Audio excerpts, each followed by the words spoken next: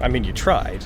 You didn't. You didn't succeed, but you tried. Logan, I did succeed in saying it, but when I wanted to. That's fair.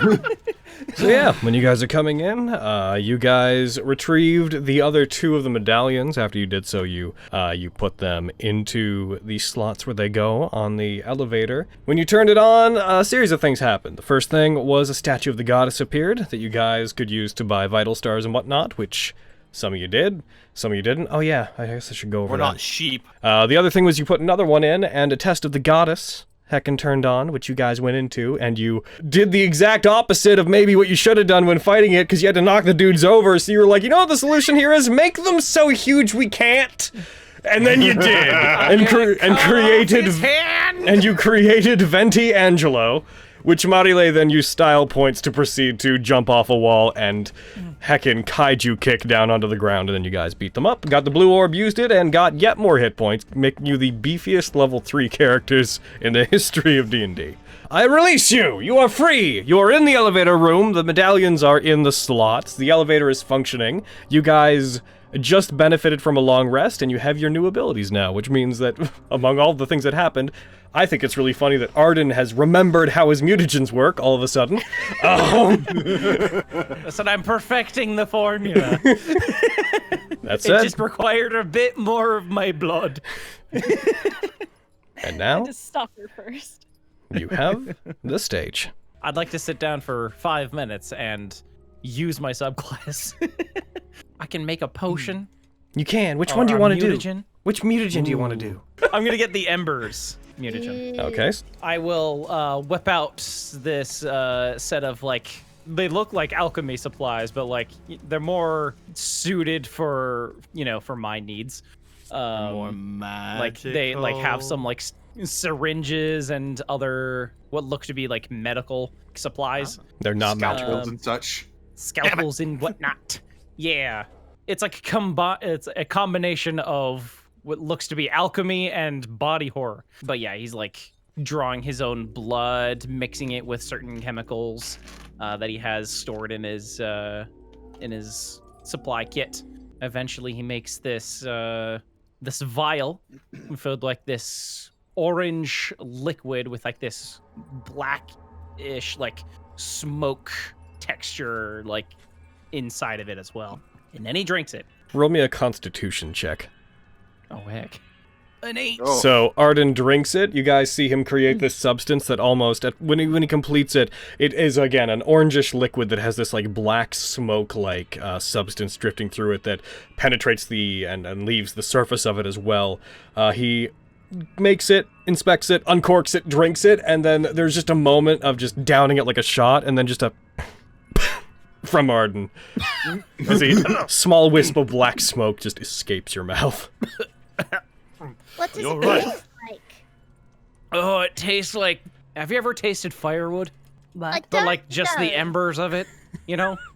I Fire? Have you? I basically. Well, I seen have it now. was on fire.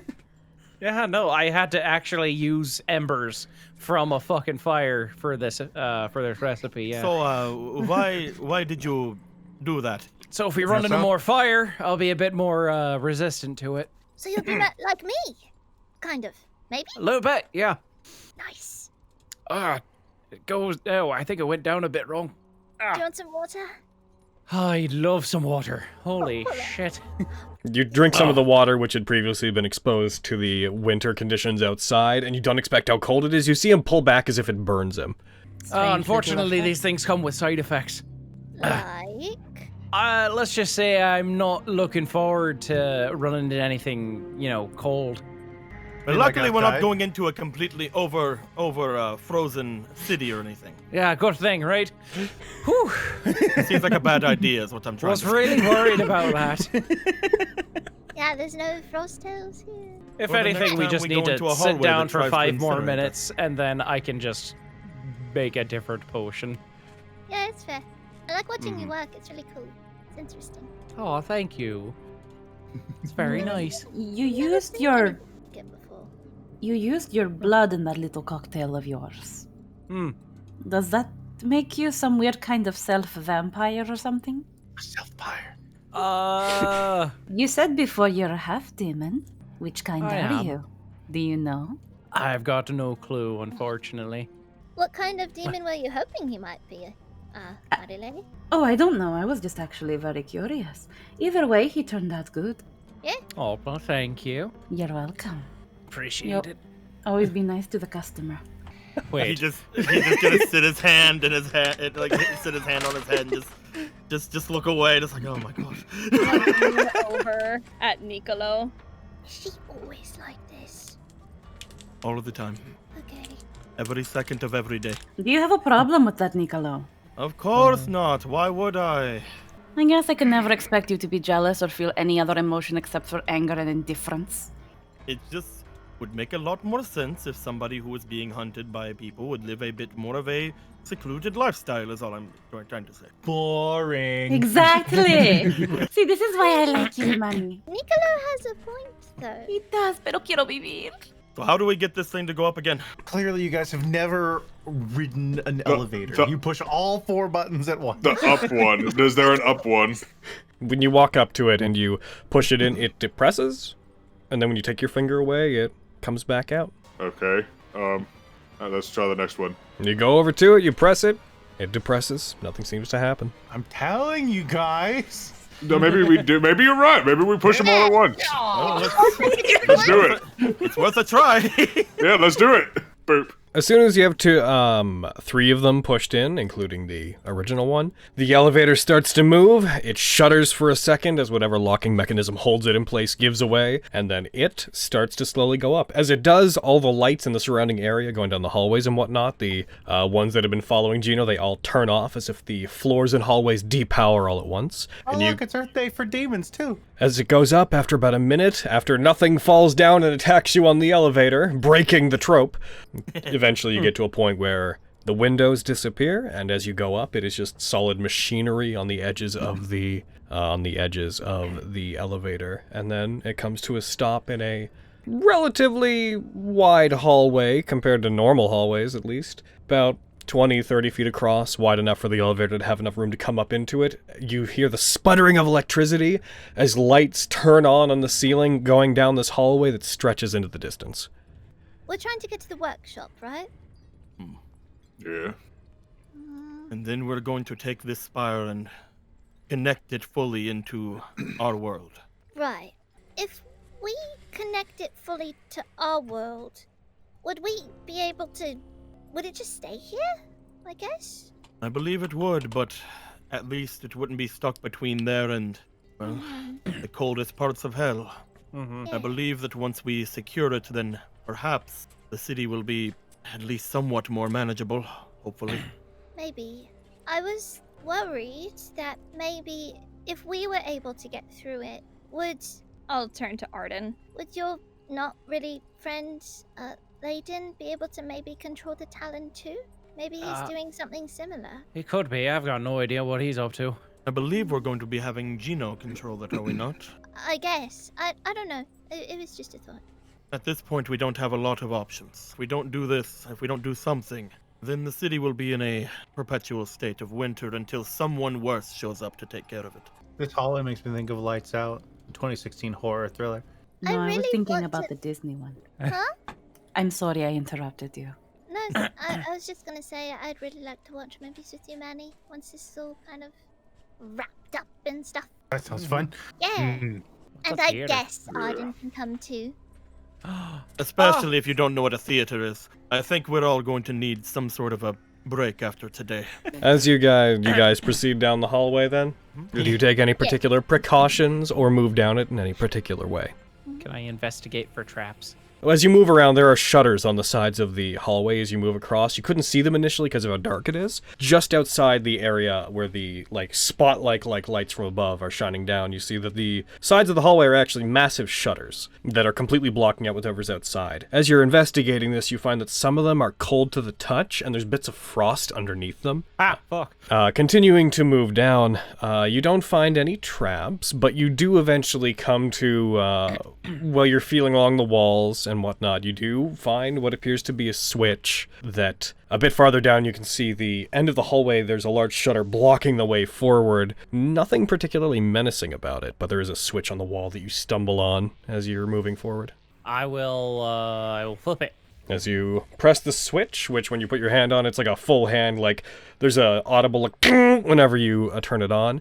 You hear the movement of various shutters as you see some of them from down the hall behind you begin to lift up, and white light pours in from outside as every third shutter or so opens up, and you see that these ones look out into the city. You appear to be moving around the side of the spire of the massive Talon, looking out from what you assume to be basically the top, because from where you are, you can see that same, like, hooked end of it with the large, like, spear-like apparatus on the end of it. You can see that just above you, like 50 feet or so up above you, pointing out towards Afune Bay. You can now tell that the Talon is oriented so it turns and points out towards the bay. You guys feel a faint rumble under your feet, seemingly coming from the structure, but also outside. You guys notice, almost imperceptibly, it seems to shake the entire Talon, the entire spire, just lightly enough that you see bits of snow fall off of it. Then after a second, it happens again, very lightly, like just a mild vibration on the floor. And then it starts happening repeatedly, picking up in intensity. The others notice it after probably about half a minute of it happening every few seconds and picking up. Is there anything you guys would like to do in response to it? Yeah, look out to see if I can see anything outside that might be causing it. As you go to close the shutter, Arden, you see Fionnuala kind of throws herself against one of the windows to look outside. Fionnuala, when you touch it, it is cold to the touch. Not painfully so, but it is cold enough that when your fingers press against the window, you kind of recoil for a second. And you see outside that only the area around the spire appears to be shaking, and when you get close to the window, you can hear this smashing against a surface, as if something monumental is like crashing into something, and it's picking up louder and louder. And eventually, you recognize that the force of it is coming from below part of the spire, below where you are, one of the many gates of many sizes that opened up on the side of it that demons were pouring out of and whatnot. You see one of them appears to have frozen over entirely, like ice is coating it. You see chunks of ice getting smashed out from the other side, from the side within the tower, and you see car and building-sized chunks of ice flying off of it as a massive claw, like larger than a bus, breaks through it. This twisting, obsidian, dull blue-looking claw with large bone-like protrusions smashes through, breaking from the other side, and you see a massive figure pulling themselves out through it. And when I say massive, something that stands above most of the buildings in the area.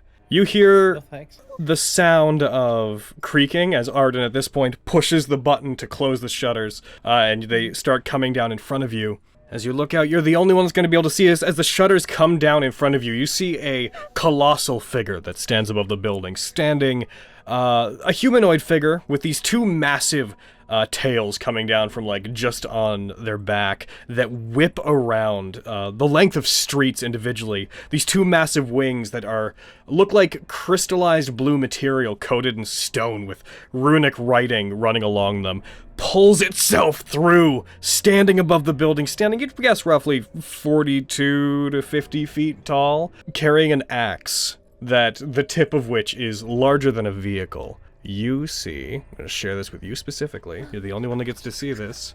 Ow! Yes! This massive figure, horned figure pull itself through, step out into the city, and just lets out a roar that shakes the tower to its core as the shutters close and lock in front of you and prevent you from seeing it further. Oh god. What? What is it? There was a really, really, really big demon, like, really big. It had big wings and tail. It was pulling itself out of the spire, out of the ice in the spire. Oh. And he's got a really big axe, and he's in the city now, and I don't know what he's gonna do, but Yeah, that might as well happen. but he's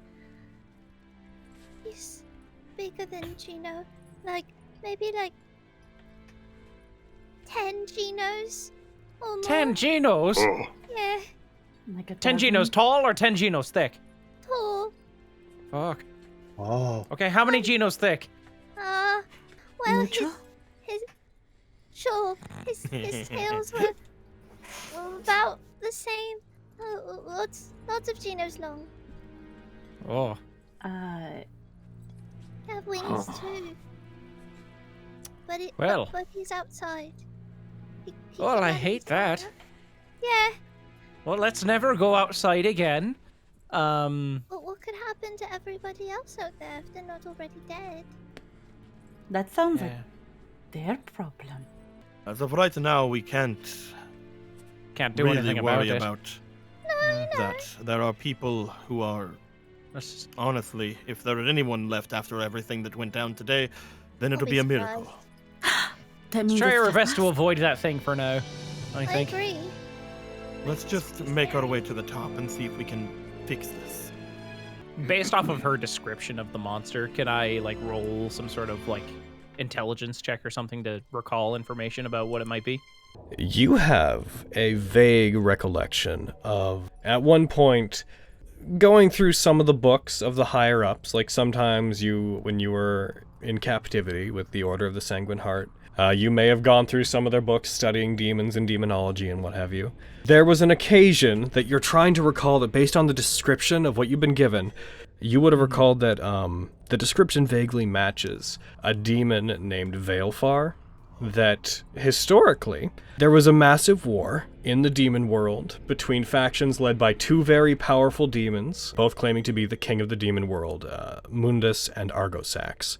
Veilfar shows up in some depictions as the right-hand man in general of Argosax, but was a traitorous demon that got sealed within the Frost Hells. And any information you would have would be basically end there. If there's more, you can't remember it properly. As far as Layden seemed to be concerned, they were a big deal demon. Right. You said he was, like, 10 Geno high? Uh-huh. Lots of Geno wide? Oh, fuck, I think I know what it is. That thing, I think, is Veilfar. He's a big deal demon. He was very important in the Demon War, or whatever. He was the general for Argosax's army, but he apparently turned traitor, so they sealed him in the Frost Hells. That's probably him, getting out. Okay, this is really, really, really bad. Please? Yeah, I could get No, that. no. Oh, please, tell us more, Fionnuala. He rules the Frost Hells. He rules the Frost Hells. He's the ruler of the Frost Hells. Oh. We should go Right. take care of this and see if we're going to do much else beyond that, because I'm pretty sure this city is going to be visited very soon by lots of bad people. But at least it's not my fault this time, right, Nicolo? That's a bright side, right? At least everything going on is so much bigger than any of us. Yes, that is very true. That we can just slip through the cracks. Attente? As you move forward, as if to punctuate the conversation, there's a sudden metallic twang that echoes through the hallway, and the shutter that was blocking it, suddenly you hear the sound of like ice cracking inside of the mechanism, and it seems to break free, having been engaged, and slowly, shutter by shutter, moves up. As you continue to move, and you go down the hallway, it opens up into a very large room. There's 3 levels to it, in that there's two elevated sections of floor that each run about 20 feet forward, and there's like a set of stairs, like a really wide room-spanning set of stairs between each one. Looking up, you see this room is dark. The lights in here appear to have been damaged. In front of you guys see that there's a very large set of mechanized double doors that are about 20 feet across together that look like the lights that are around them are still on and still engaged. You see various little bits of machinery actually whirring and moving, like little cogs and whatnot, turning along the edges of it to show that it still has power. As you move in and you walk forward, you see flickering lights within this room again, and you see this room has more of those shutters on the side of it that look like, when they were open, may have like looked outside, like actually been open to the outside world. You see a couple of them are damaged, and golden light is penetrating through just little streams of it that indicate to you that the Lazarus pit would be visible outside these particular shutters. Lazarus field, rather. As you guys move forward, you also notice that there's a couple ancient, they look like cannons almost, except the ammunition on the end of it is pointed, as if like it was a grappling hook that the tongs on it could like fold inwards to like make a spear. You see they're just sitting One of them looks armed, another one looks like it needs to be loaded as if they've been used, and there's dried blood, ancient dried blood caking the edges and walls of both red and greenish color. It looks like this room may have been the site of a battle at one point. Does this room seem familiar to me? Roll me, let's say, wisdom. Holy fuck! Absolutely! You don't know where you get this information. You know this room is effectively a fire break room for if anybody were invading the towers. It is a area where there's a tactical advantage to defend the control room. You become immediately aware that the room up there is the control room. Also gain 2 style points. You become aware the command room is up there, and as long as there's no threats in this room, that door should open. Any ideas, Gino? Well, this is the control room. Don't ask me how I know that, because I don't know. Is this where we're supposed to go for your repairs? Don't know. This definitely isn't OSHA compliant. What? There's blood everywhere. This is a serious health risk.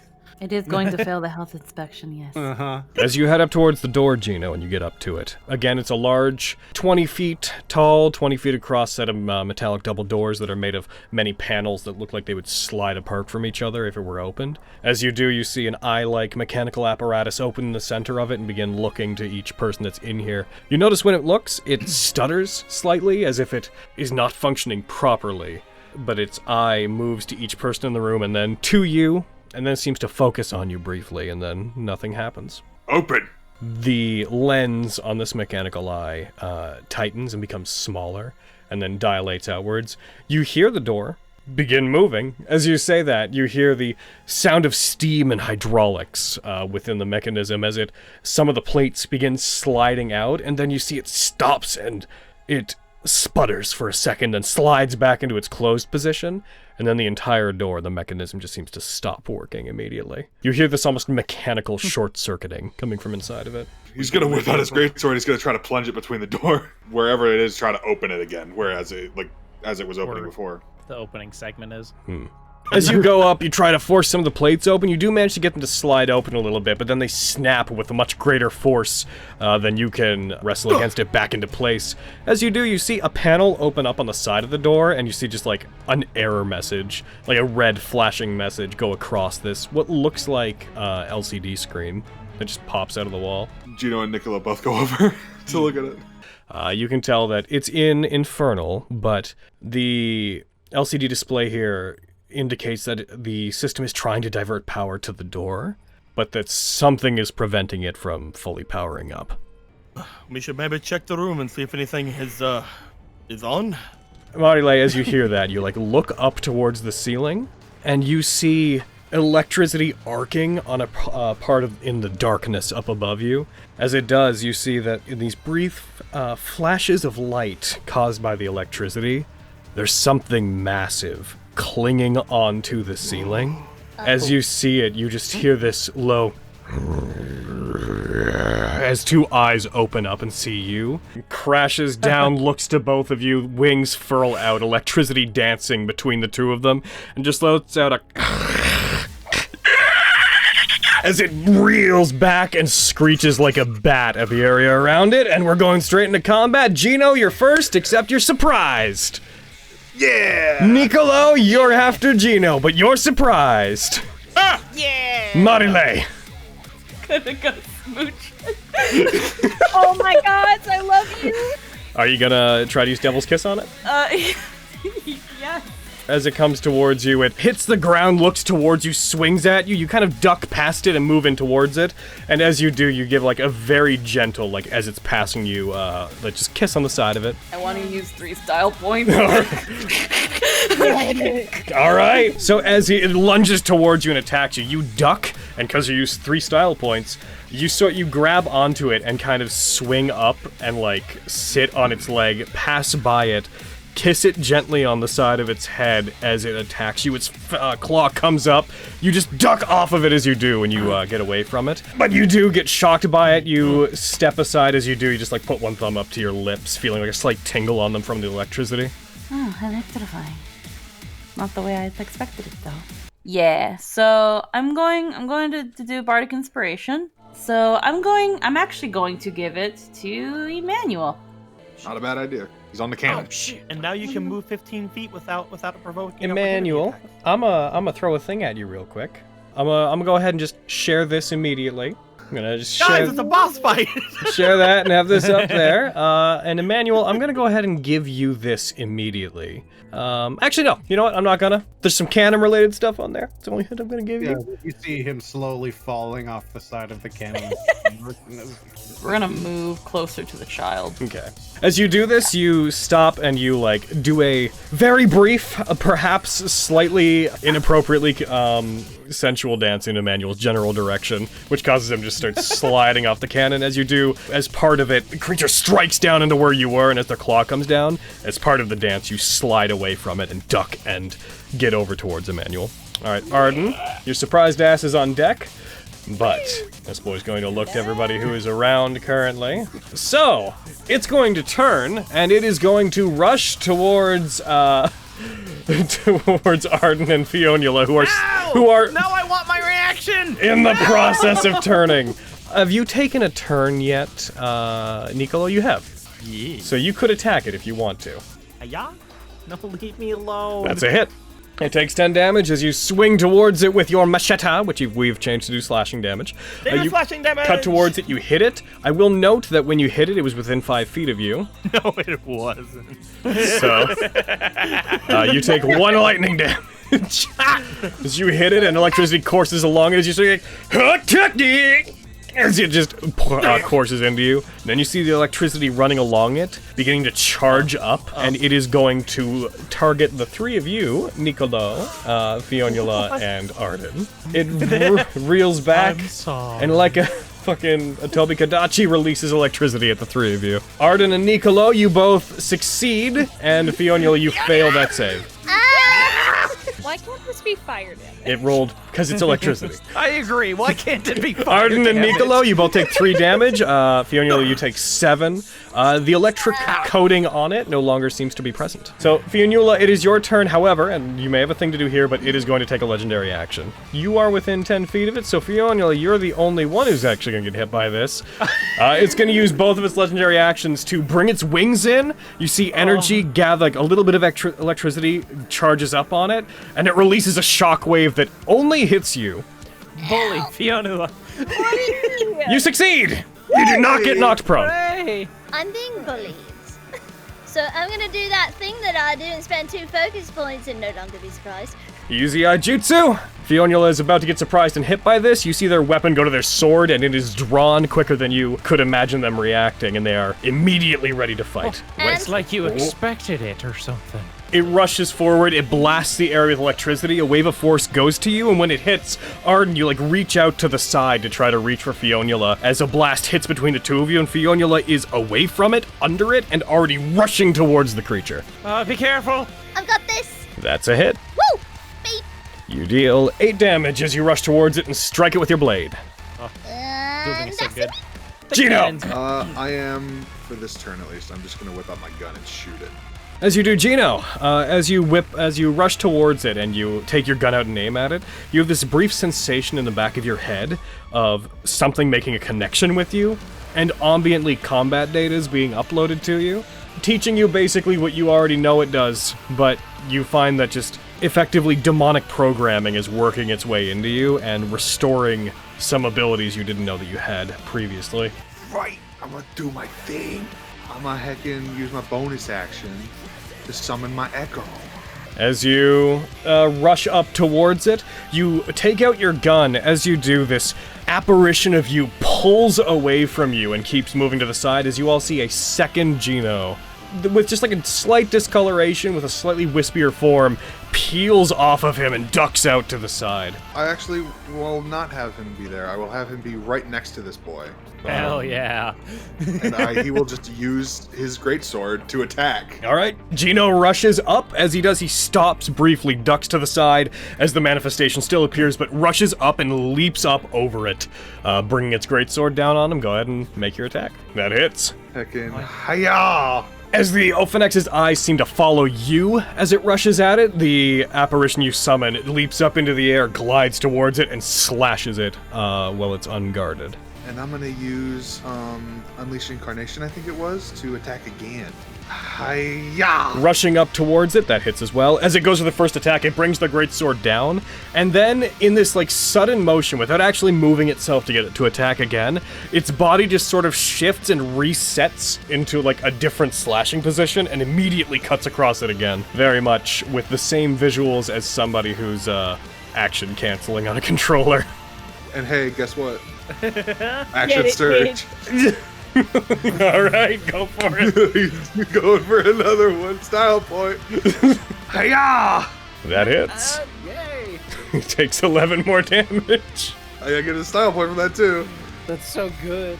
I know, right? Oh, shit! Oh, Nat 20! Good turn for Gino. You gain 2 more from critting, and you gain 1 more. You have maximum style points again. And that is my turn. I'd say that's a pretty cinematic, hey, I just learned a new technique moment. Nicolo. He's going to look forward. He's gonna hold his sword out ready to go, and then he's like, wait. He is gonna try to run up to that, and he's gonna try to move it toward the creature. So the operation of this functions basically like the operation of a cannon. It is already loaded. It takes 1 action to load it if it is unloaded. It takes 1 action to aim it, and it takes 1 action to fire it. I'm gonna use my turn this turn to get kind of behind it over here. But I'm going to move it and aim it toward this creature. As you start doing this, I'm going to go ahead and reveal one of the style actions for this thing. Reload, aim, fire! Creature attempting to operate one of the cannons may spend 2 style points to skip one of the steps in operating it, or 3 points to skip 2 of them. Yeah, I'm just gonna aim. You aim it, you push it over towards it, turn it. It turns with relative ease, you find. Almost as if it, like, the base of it glides, as if it's hovering in place whenever you move it. Marile, we're back to you. I'm gonna start telling you guys who's on deck again real quick. After you, it is the Ophanex, and then it is Arden. Shatter's a ranged spell, right? Yep.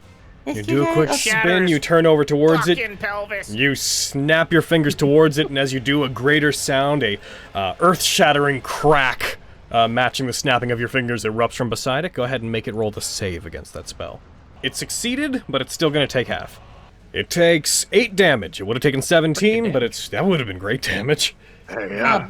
Yeah, it takes 8 damage as that hits. The cannon that Nicolo is holding shakes and shudders slightly whenever the wave of force erupts in front of it. The Ophanex retches to the side, but keeps its balance. The Ophanex is going to go. It flies up to the ceiling, and it bites into some of the machinery that's on it. You see it getting charged with electricity, and it is going to regain... No! No! Stop giving your monsters regeneration! There's 6 of you in one of it. I don't feel bad at all. It charges, it then drops back down from the ceiling and lands back down on the ground. You see electricity once again coating its body. So the first thing it's going to do is it's going to turn. It's going to do a bap on Fionula. Turns as it comes down, hits you, deals not much. It only deals 6 damage to you as it bites into you. It's then going to... It's probably going to go for a second attack on you. That's fair. Brings up its claw. You see electricity arc along it as it strikes you. That The echo. hits. You take 14 from that. Yep. Heckin' 9 of that being slashing and 5 of it being lightning damage. It still has 10 feet of movement. It turns down toward the Emmanuel and Marile, and it is going to take its 10 feet of movement. It begins clambering and rushing down the stairs, heading towards the 2 of you. And that is its turn, Arden. Move a little bit closer within 10 feet of him. And then I'm gonna heckin' use my bonus action to stab myself and then set my glaive on fire. Gotcha. Ah! You take 4 Damn damage. it. Don't worry, I've got this! Knife fully into arm out the other side. Oh, shit! I was overzealous! Oh, yeah! Oh no! Arden. That was a Unfortunate. bad turn. Arden. As you back away from it, its reach is 10 feet. It strikes you, dealing 11 damage. Ah, fuck! Is that the most damage it's done to anyone too? Yeah, kinda. Okay, bitch. I'm going to spend a focus point and wind chain him. Yeah, beat him up with your wind. Yeah, bitch. And hiya. That's a hit. Yes. Yay! Luckily, Toby Kadachi is not that hard to hit. Hooray. In a very Virgil-like manner, you, like, sheath your sword, get into a swinging position, and you guys barely even see a twitch as it looks like she unsheaths it and then sheaths it back again quickly, and an arc of wind crests across the creature and damages it. Emmanuel, but first, another legendary action. It's gonna make another bite on Gino. You take 9 damage. Love that for me. Emmanuel, what do you like to do? All right. I'm not gonna move the cannon. Is it still in the air or has it landed? It is landed. Then we're gonna try it. Maximilian's Earthen Grasp! It is charging towards you guys contextually. It is bounding towards the two of you. So, as it is, a hand of... Is it made of earth, right? Yeah. Just a hand made of material that resembles earth mixed with the kind of plated material this tower is built out of. Just appears in the air and grabs it by the torso, attempting to push it back. Go ahead and make it roll against it. Yeah. It succeeds. Alright, there's a hand beside it. Try to push it back. It does slow it down somewhat, but it doesn't manage to stop it. Alright, Nicolo, Marile, you're on deck. Alright, now that I've loaded it, aimed it, I'm gonna leave it and start attacking with my swords. I would like to fire the dragon chain cannon at it. Okay, that's one that you're at in that case. Boop. You can use that sheet there. Fire, drag the piercing chain ranged weapon attack onto it. And that... Why do you have just... It's a long range. Well, its range should have been up to 600 feet. Let's see, drop the first 18, you would have hit. Yay! You fire it, it hits it, it gets struck by it. As you fire it, there's a resounding, thunderous crash as it soars towards it. It pierces through it, and the grappling hook is now stuck in it. It is going to be restrained by it, so kaboom. It is restrained and held in place as it's locked in place as it's trying to push forward towards the others. The chain goes taut and starts pulling it back, attempting to retract it back to where it is, where that cannon is. Them! Just grasping forward, seemingly trying to get away from you at them at the same time. It's just clawing along the ground with just a feverish as it's trying to reach specifically for Marile. So, it is going to be its turn. It is going to turn back towards Nicolo and that cannon. And it is going to go up, taking it out of the range of Gino if you want to attack it. Can he go up? He's going up and towards you, so yes, he'll be able to. Damn. He's using a great sword, right? That is a hit. Hey. Oh, that's maximum damage! Oh, hell yeah! Great weapon fighting! As it leaps up, you strike it. As it leaps up and, like, descends down on you. You hear the cannon retracting the chain as it comes towards you, pulling it faster towards you. It is going to land partially on top of the cannon. He gets to there, he lands partially on the cannon, leaning over towards you, the chain still piercing into his body, and he's going to reach up his big ol' bitey heckin' face.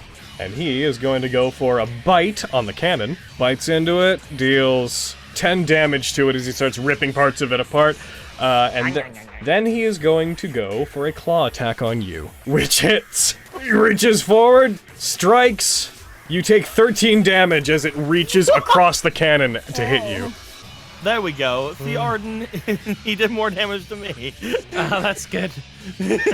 That's neat. Alright. I'm gonna use my fucking blood curse of Marked on him. I'd like to amplify it as well. Oh my god! Ah, fuck. You hit! Hey! Die! Hit him! That's good damage! That's good damage. We're gonna have a real talk good. about this, Sergeant Doyle. It's fine. So, legendary actions between your two turns. Emmanuel, you're on deck. Fiona, you're up. But first, it's going to expend the electrical charge on its body to blast the cannon. You see the electricity channel along it into the chain and pumps into the cannon as it's using it to conduct it along it. So it's immediately going to do lightning damage to the cannon. And the cannon takes 5d12 lightning damage immediately. It blasts away. Also, everybody within 10 feet of it, you, needs to make a dexterity saving throw. And him! He's not gonna. It's lightning. So you manage to duck away as the cannon blows up. You throw yourself against the wall. He is no longer restrained.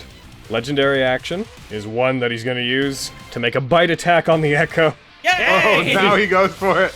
Well, you outsmarted his previous plan, which is that it looked real frail, so he was gonna let it bap him and then shock it to death, and then you were like, Halberd! And it's like, nah! Damn it! It attacks, it hits, it reaches up, it bites into the manifestation, destroying it, because it has 1 hit point, which makes it Emmanuel's turn. You aim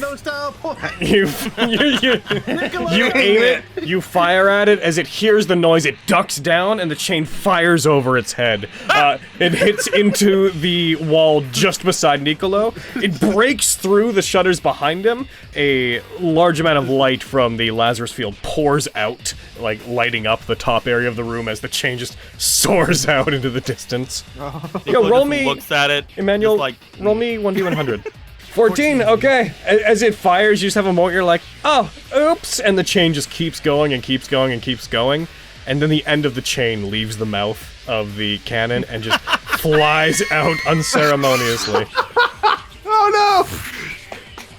He slowly just kind of turns to Marley and he's like, he shrugs, and then he holds out a hand, and I'm gonna use Quicken Spell to cast Inflict Wounds. That's a hit. Roll your damage. God, I get a stab, please. You also kill it. How do you want to do this? Yay! He just kind of shoots the chain, and as it goes for an uncomfortably long period of time before the chain There is a long moment of everyone, the Ophanex included, just listening to the as the chain continues to come out of the cannon, and then as the end of the chain whips by it, everybody's head, including the Ophanex, just watches it go by and out into the Lazarus field. Just a brief hold. This is where the camera would like pan back to its perspective, and you just see this hat from behind the cannon, and then it would turn to Marley, and then you see, ha-ha! As he jumps over, it's like, bah! And this ray of purplish necrotic energy flies into it. You leave the hat on the cannon to fool it, and then it just looks down and you're just leaping at it like a little predator. We'll make a demon hunter out of you yet. Get it? You come up, you grab it in this cinematic, non-ranged, ranged inflict wounds as you grab it, fill it full of negative energy, it hits the ground, electricity courses around it, and this small storm begins to build up in place.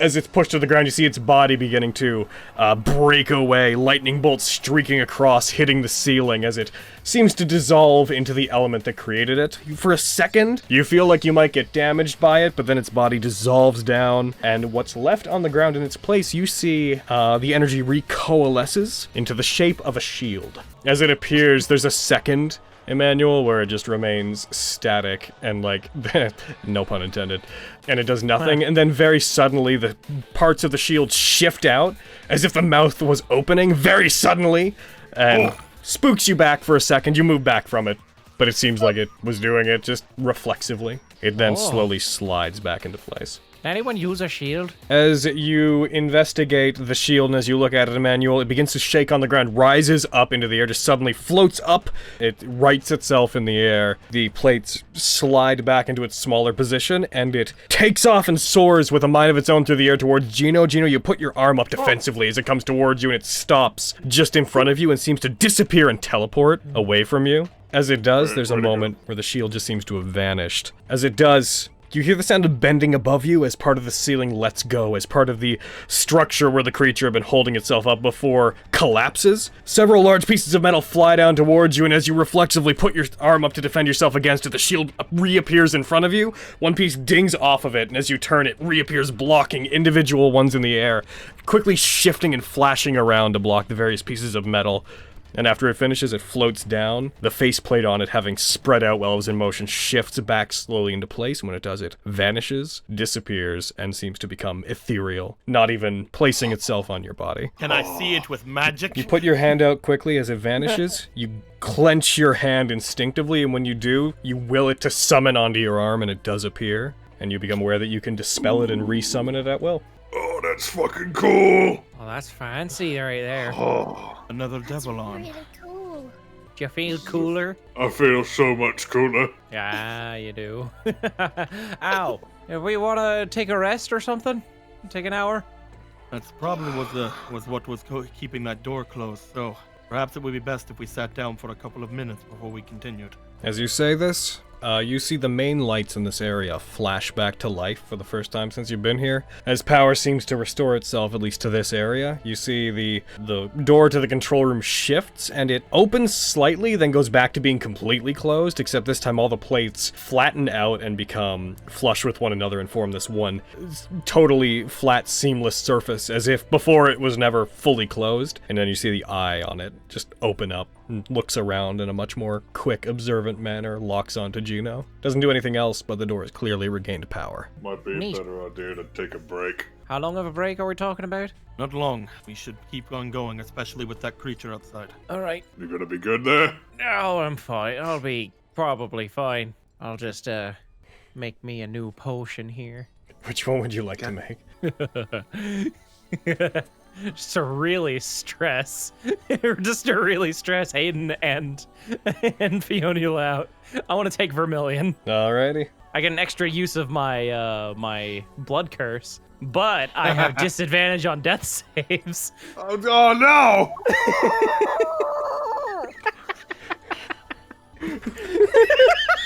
I, Hayden, am very amused. Fionnuala is about to be pissed. Listen, you don't know what the side effect is. It's fine. No, I don't. You better not tell me. I'm in so much trouble. You guys take your 5 minutes, and you rest, you prepare a new potion, you apply it to yourself. You feel a Circling somewhat around me. sickly feeling, but you also feel as if your blood has been empowered slightly. At the source of where you inject it, or when you drink it, you see that along your arm, like some of your veins, there's a faint reddish glow moving just under your skin. Alden. Hmm? Can I talk to you for a sec? Sure. Privately? It just... No, I'll just like point to the corner. Just out of earshot, if that's okay. Sure. What'd you need?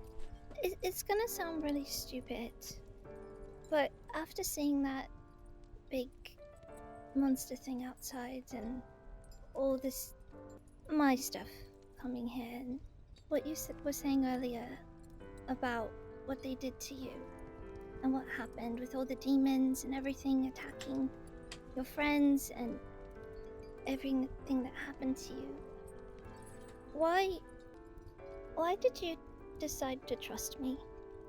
Well, it's not like I hate all demons or anything. To be honest, I didn't like a lot of the folks that attacked, the order I was part of. Some of them I was cool with, but we weren't exactly close. But I don't know, you have an energy about you that is very alluring. Gives you a smile. Very fun to, to be around. You're probably my first real friend. I was just worried because after you said that it was just demons that killed everyone, like why trust another one of us, But Well, clearly, not all demons are bad. I guess. But no, it's just bothering me. And now that we have all these new people around us, worried that maybe I don't know. Stupid. You're worried I'd leave you behind? A little bit. Take your hand? You don't have to worry about that. Like I said, you were my first real friend. You're my best friend. You're mine. You've got nothing to worry about. Okay. I've got your back no matter what, yeah? And I've got yours. Keep me safe. I'm apparently very viable to get myself killed. Yeah, you... Alden!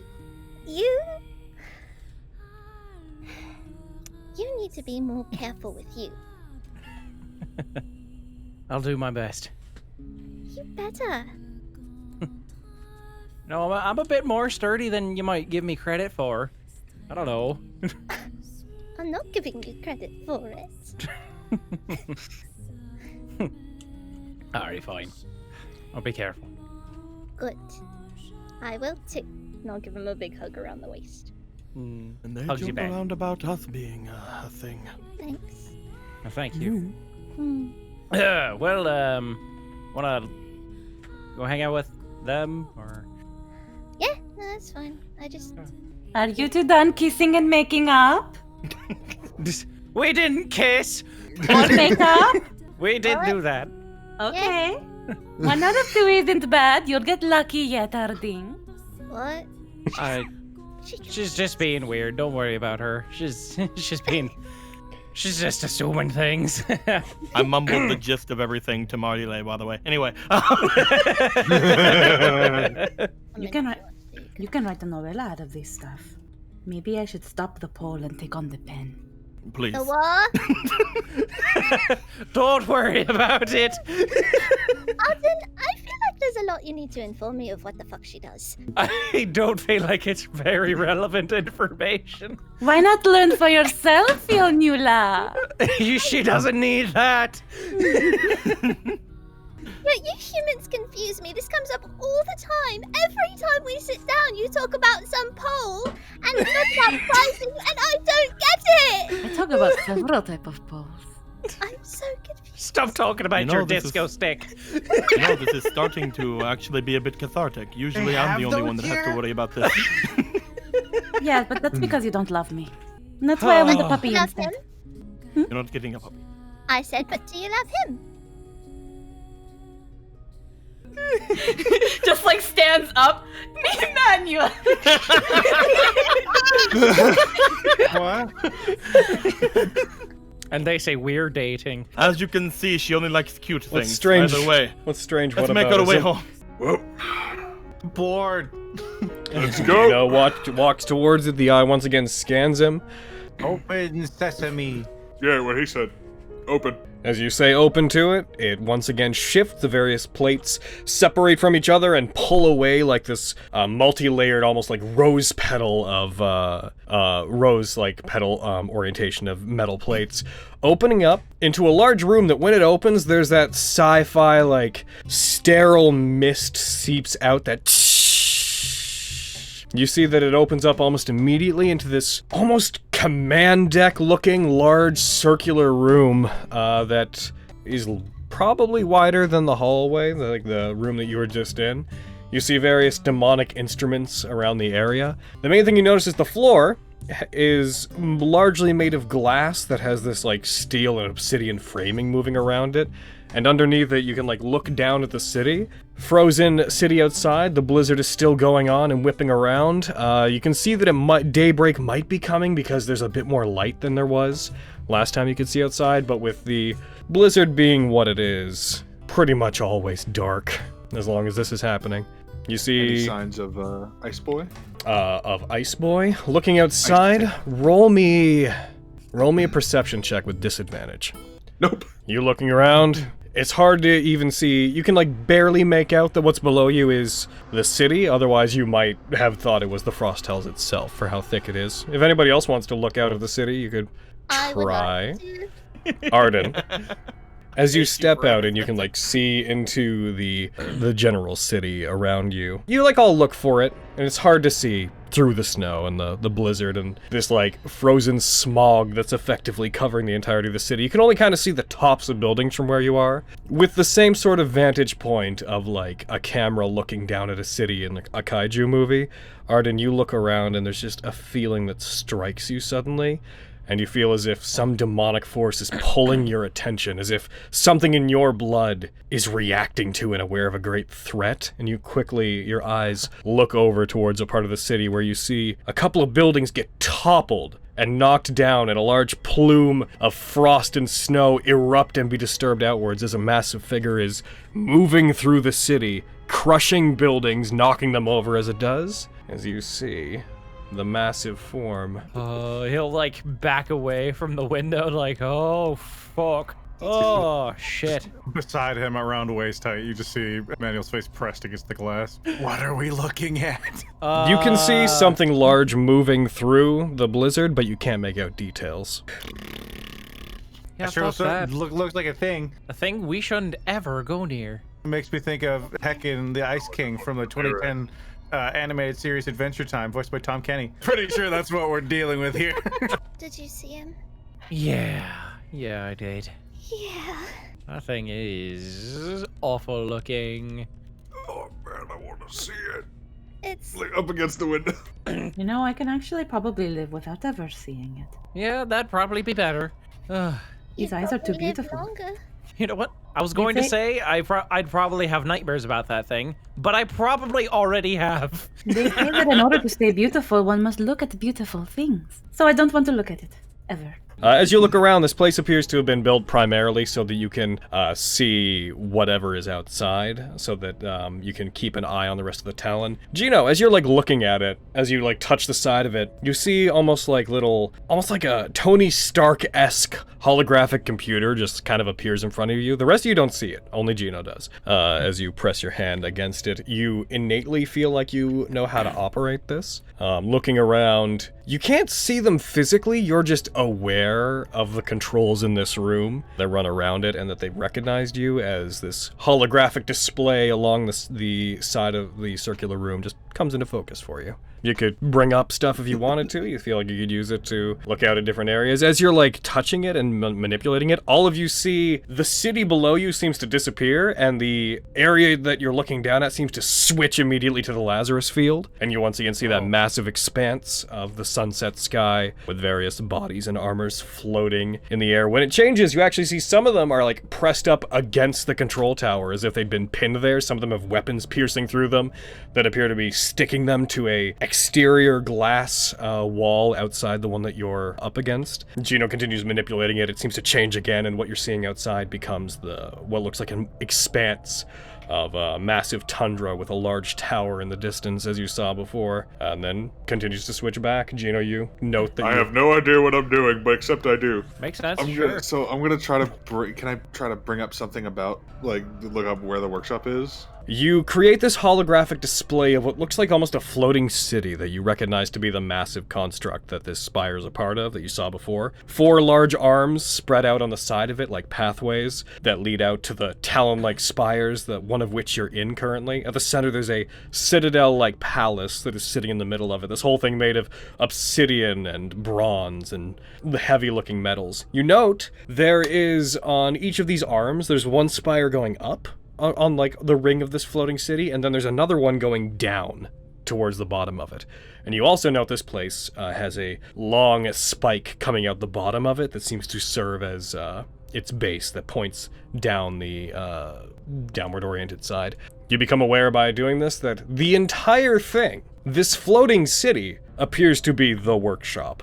Oh, this whole place is apparently the workshop. So I guess this is where we might connect it to places. I'm gonna look up connecting it to different places. As you do, you connect to it and you begin running through routines. You innately become aware by connecting to it that something opened up. You find data that innately explains to you that the demon world and the human world and the Lazarus field were all separate until very recently, until like earlier today, effectively. And that something created an opportunity for the workshop to pierce through into both of them, and it seized it. Something turned this place back on. But as you look for that information, you find there's certain blocks. You can't access certain information. Though it seems the system recognizes you, it seems to effectively not give you clearance. As you continue to scrutinize what you're looking for and you try to zoom in on locking this place in to a particular plane, the holographic display that you've created in front of you, which at this point you become aware you could show the others if you wanted to. You guys just see this holographic Iron Man-esque Tony Stark-like display appear of the city floating in front of you. When it does, the image zooms in on the spire you're on, and you become aware that you could lock this spire in particular into one of the locations it's in, which would cause it to retract from the other ones, thus closing the gateways in the spire that are connecting the different worlds, but you would have to do it spire by spire. I'm gonna do that then. You're gonna do what? Is there connect it to the human world? That's what we're doing, right? Can you figure out how to do it? I'm looking. Does it look like there's anything that's like, here, push button to do this? You know how to tell it to do that if you wanted to. I'll tell it to do that then. You command it to. You guys see the holographic display, the spire. The whole hologram effectively is in this like yellowish hue.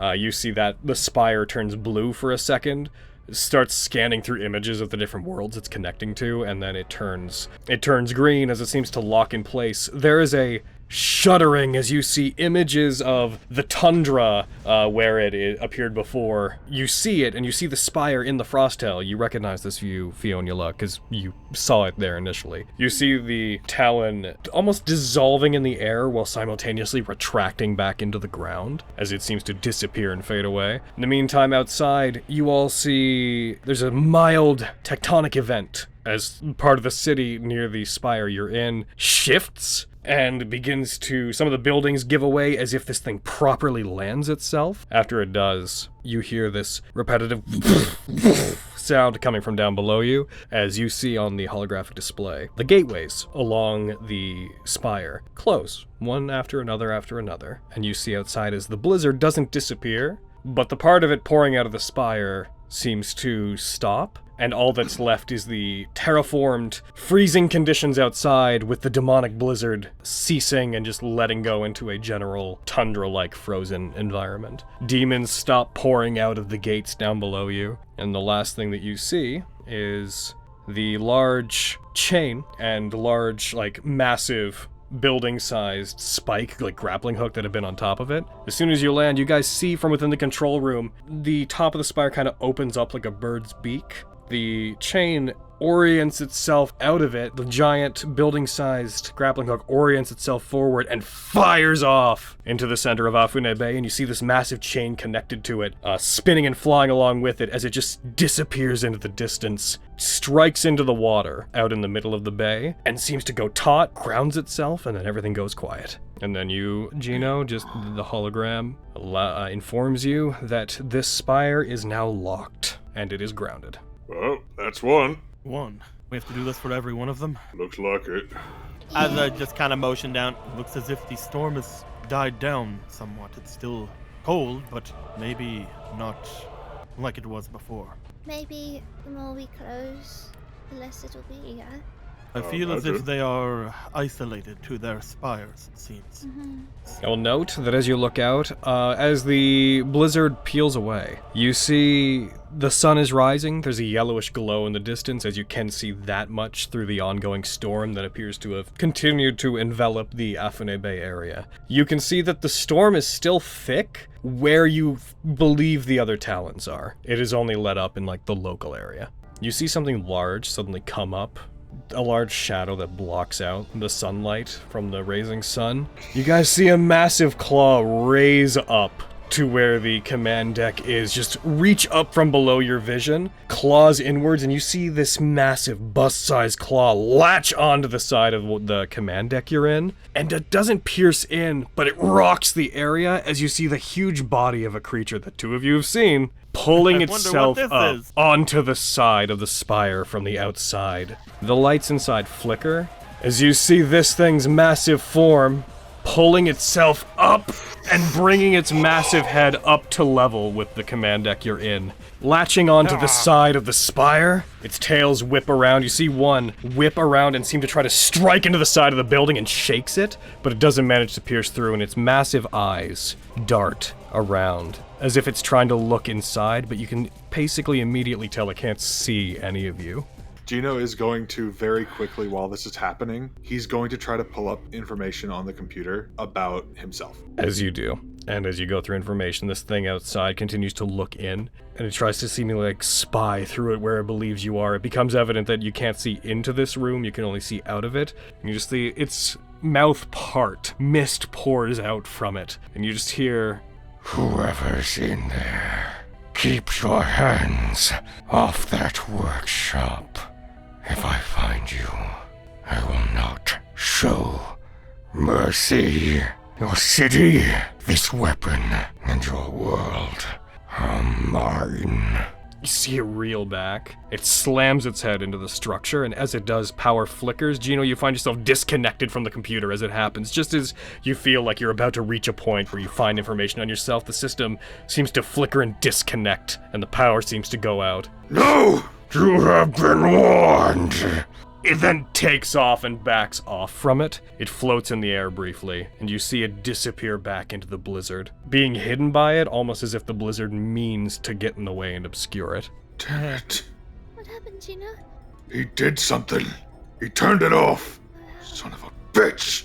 Were you able to get any sort of information before all that happened? No. Looked like I might have had something, but I couldn't read it in time.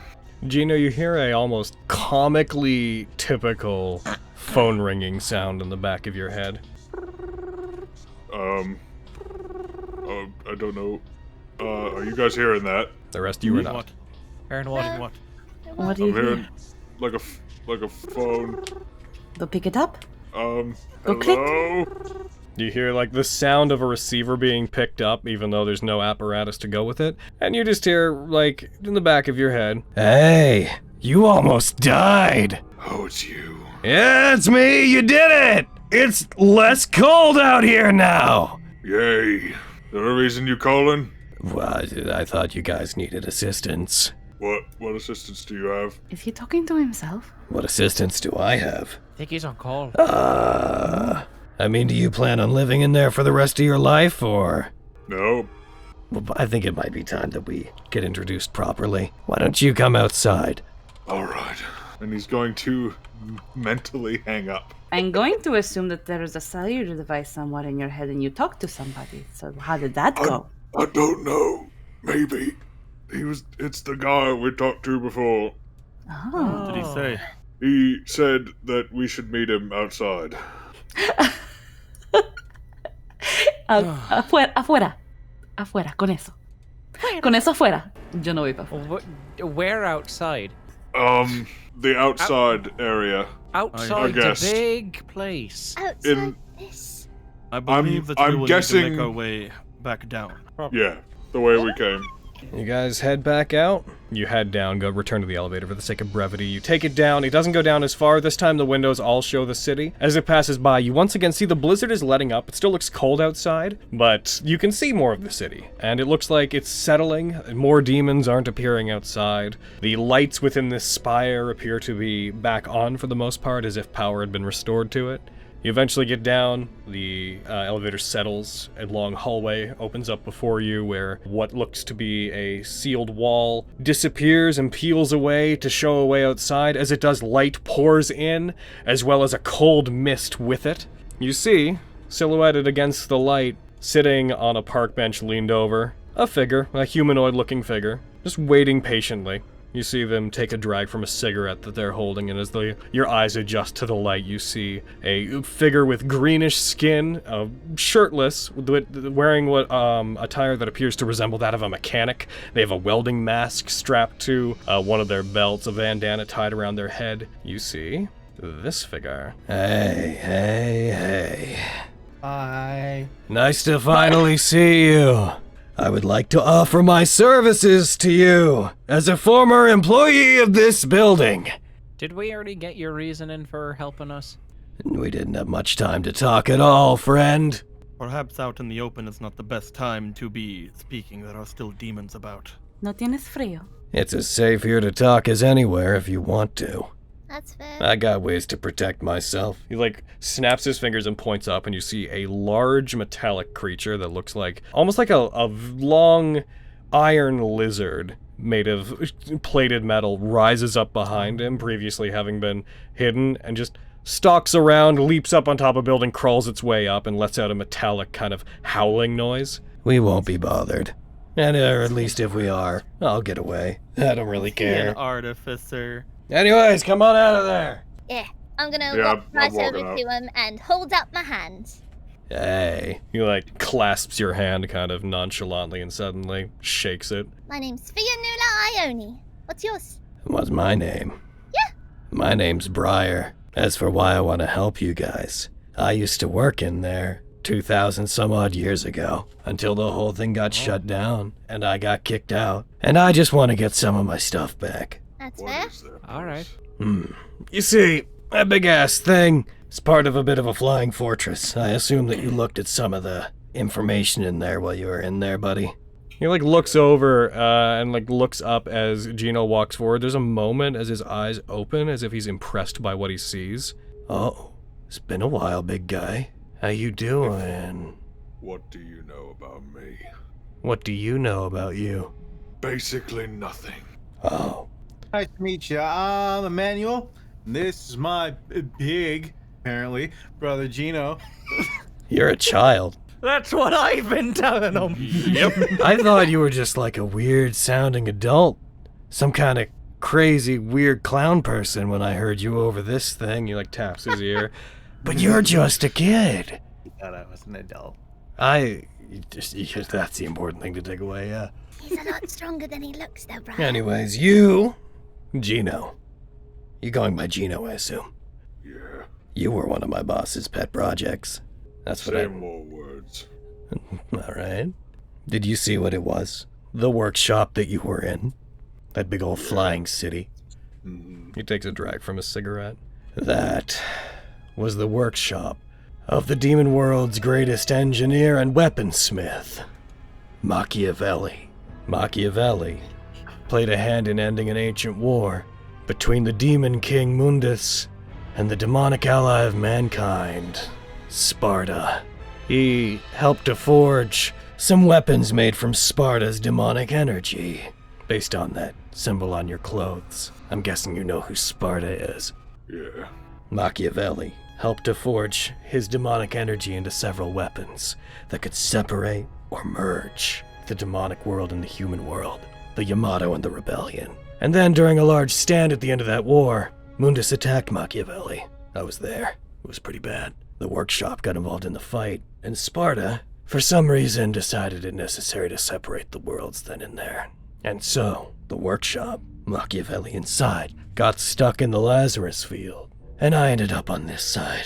I've been trying to get back in for a long time. I assume Machiavelli must have rotted away in there, since he never would have had any reason to escape and would have lost power a long time ago. I want to get back in and get that thing working again so I can get my old stuff out. A bunch of passion projects of mine are locked in there. You are a secret weapon Machiavelli developed to lead other Angelos. To my understanding, you would have been deployed right at the end. But I'm guessing something must have gone wrong. Like what? I don't know. Considering you're here saying words, it looks like something went seriously wrong with your head. You're here dressed like a knight of Ulyssia. Babysitting. You weren't made for that. You were made to kill. You're a weapon. Recently. He's just staring him down. Something. Don't know what. Something must have jump-started the workshop, and whenever it got started up, it decided, with its automated systems, to try to get into one world or another to get out of the Lazarus field. That's why these things, he puts his hands out performatively, these things are appearing! How long ago did it get jump-started? Well, it would take a while for it to get powered up, so whatever got it going must have shown up there, or connected to it, or weakened the barrier between the worlds. Probably could have been anywhere from a week ago to a month ago. Oh no. You okay, Theo? That's roughly when I came through. And I found the portal, and I came through it. Could that have weakened the barrier, Raya? Well, it takes a special kind of tool to sever the seal Sparta put up between the worlds. Opening Hellgates is difficult. If the anchor was already on the other side and you came through that, it means that it was already trying to get through.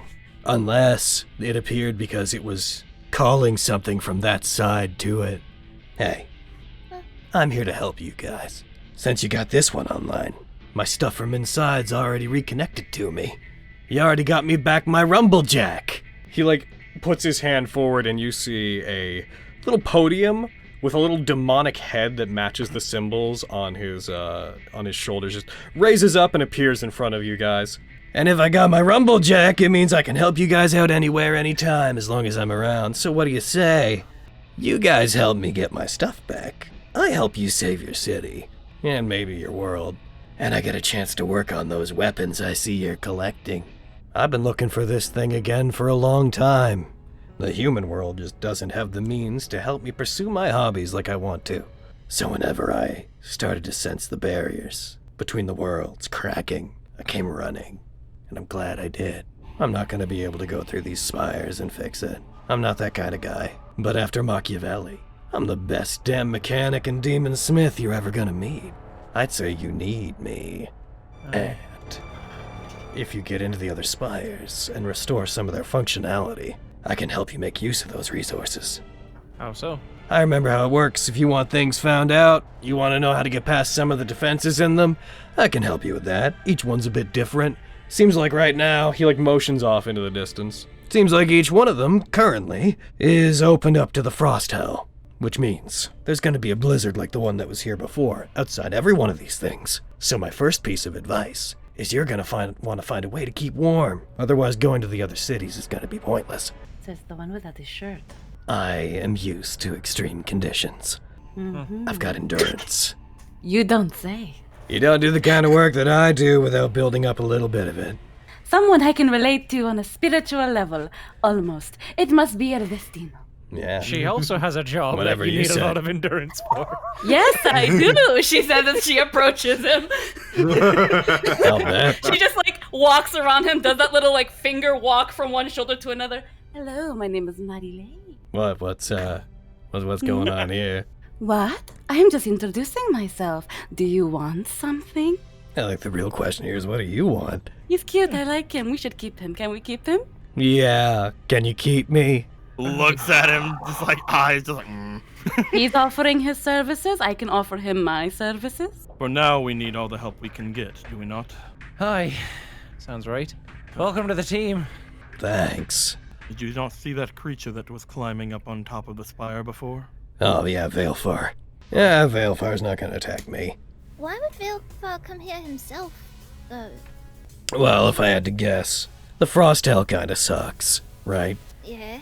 So, I bet you dollars to donuts that what he's trying to do here is expand his reign out into this world, which is a bit more hospitable than his. But he does like it a bit colder than you all do, so he's changing things up a bit. See, demons don't have a lot of chances to get into our world like this, especially a demon like him. Getting across the protections Sparta put in place is difficult. So, just seizing an opportunity, I imagine. It makes sense, I guess. What do you make of what happened out here? Do you think anyone in the city survived? Yeah, some people did. Oh, I mean, how do you know they survived? Oh, I saw them. Well, You saw some survivors? Yeah. Some of them, there were some humans that made it, but most of them were frozen solid. There might be some of them taking shelter inside buildings. Dunno. The main people that I know made it were a bunch of demons posing as humans. Some of them dressed kind of like her. Points to Marile. Oh, so good fashion sense. Another point for me. Maybe. I look better without the clothes, too. I bet. If you We want to won't go be- check on him. I have a feeling you know the place. It's called Angel's Light. A bunch of people are holed up there. That's my job. Yeah, that doesn't surprise me. Our first stop off should be checking on that. Seeing if anyone has any more information. If there's demons there to be asked, they may have some more thoughts on what happened and they could tell us how they were able to survive. Not to mention, Marile can ask if her boss wants to extend some sort of vacation for a time being. I have no reason to believe he would not say anything but yes. Honestly, I was joking, and we're pretty sure that he is probably dead, but... No. I think Gilligan is more than alive. He is a very sturdy man. Anyways, you said that should be your first stop. May I recommend a different one? My place or yours? My place. He stands up and he brings his hand up and he presses it down on the podium that had emerged from the ground. As he does, you hear the sound of gears turning inside of it. The area shifts and blurs, and around you, you find yourself in an area that looks similar to the command deck that you'd been in before, but with nothing outside of it. Just pure, it looks like the Lazarus Field, effectively, outside of it. And instead of the same holographic displays in the room, you find this place is filled with smithing tools, with a kiln, with hammers of various sorts. As soon as you're inside of it, you all immediately feel warmer. You see Briar put his hand up, he motions to the back of his left hand where there's a little red face, stitched into his glove. While you were killing demons, you should have been accumulating their blood naturally. It should have flowed into you. You give me that. He taps it on the back of his hand. He then reaches down, takes his welding mask off, puts it on his head. And I can do all kinds of things for you. I can barely keep my own blood in me. What Does makes the you mask think have to I stay keep the on? demon's blood? Does the mask have to stay on during? You can. You'll see what I have to deal with! This is the Rumblejack. I thank you for returning it to me. And just this once, I offer you a discount in return. He, like, brings up, again, the same sort of holographic displays appear around the room with various things he could make and the prices that they would cost. I can do this stuff right now, but if I get access to more of the Talon systems and get my infrastructure back, the Rumblejack will upgrade alongside of it, and I'll be able to do more for you. I can upgrade those items you have with better materials, make their demonic energy stronger, and if you want me to work on the stuff that you got from the human world, I guess I could be bothered. I think we're going to call it there for today. That feels like a kind of organic place to have ended Mission 2, even though we technically already leveled you guys up, and we're already in Mission 3. But, What? We just finished Mission 3? We nah, level up again? I don't think so. I keep coughing, and it seems like I've been given my element, and now I must die. Clearly, I was not meant to truly play Marile, and I must go. I'll take Sentinel, please! God wants me to die. Welcome to another person. It only took us this long to get to one. Finally! Oh my god.